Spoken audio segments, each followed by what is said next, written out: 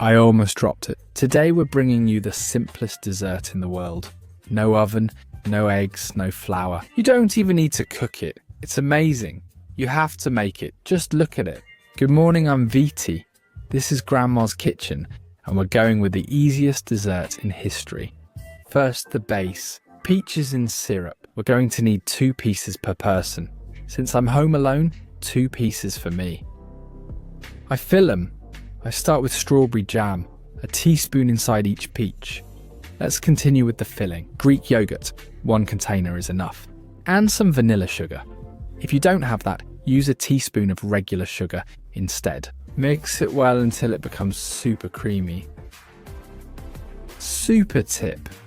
If you want the yogurt to be thicker when you pour it on top, just add a heaping tablespoon of cream cheese. It doesn't alter the flavour much, tastes great, and keeps a good shape. Let's go back to the plate and add a heaping spoonful of this super creamy wonder on top of each half peach. There you have it. So as I said, I'm going with the almond, which in many countries is called croccante. What do they call it in your country?